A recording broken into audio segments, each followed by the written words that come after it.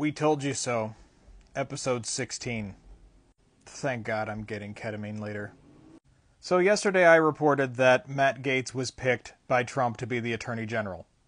Already one of the most horrible picks he's made. But him appointing a Fox News host as Defense Secretary has got to be hands down the dumbest one. And while senior commanders are calling Trump's new cabinet picks an effing nightmare, and that's a direct quote, even people in Trump's own party are calling his cabinet picks a gut punch. Take, for instance, his pick for Tulsi Gabbard to be the head of national security. A person with close ties to Russia, who has been parroting Russian propaganda, but who also, if you remember, had sympathies for Russia and supported Russia when they attacked Ukraine. So we're now going to have a Russian-sympathizing propagandist as our head of national security. What could go wrong?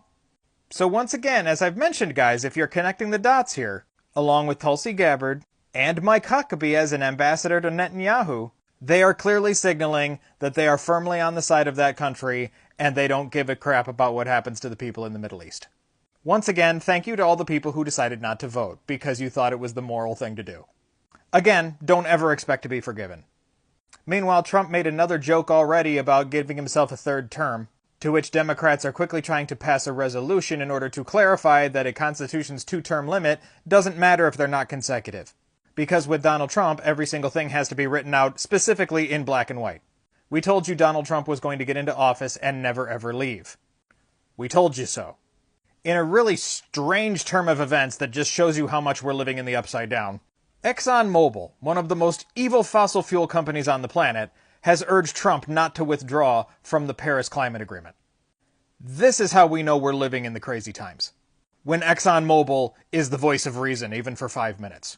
But it doesn't stop there, because even people you wouldn't expect are coming out of the woodwork in order to try to rebuke Trump's new policies even before they've happened. I'm sure everyone's seen the video of this uncommitted Michigan delegate who is pleading with Biden to do something about Netanyahu before Trump takes power, otherwise he worries about this stuff, which I probably can't say. Also, the CDC director is coming out in fears that RFK Jr. is going to be given the head of Health and Human Services, which according to experts and doctors is not only going to cause a bunch of misinformation because RFK Jr. is an anti-vaxxer and he's a fucking nut job, we're going to start having problems with people getting basic vaccines for their children. Things like measles and rubella are going to make a comeback. Meanwhile, Fox News is already reaping the benefits with Jesse Waters saying that he knows everybody in the new cabinet and he's going to be asking for special favors. Fox News is already going to get plenty of special favors. Remember, this is the same news organization that had to pay almost $1 billion for lying to people about 2020. Yet you just decided to give them even more power. Way to go. Finally, there is some little bit of good news.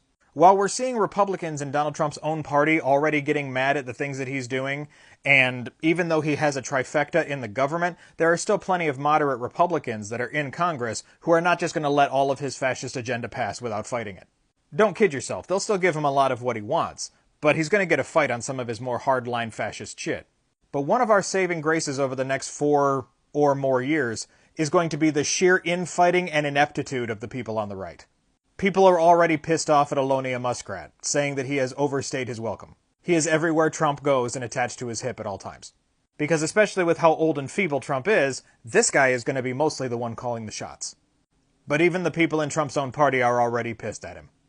After everything that has happened and everything that we see coming right around the bend, for the sheer stupidity and ignorance of the American people to allow Donald Trump in office again, the one thing that might end up saving us in the end is surely how much these people hate each other already, but they are also too incompetent to tie their shoes, let alone organize themselves in order to place the entire American population under their iron fist.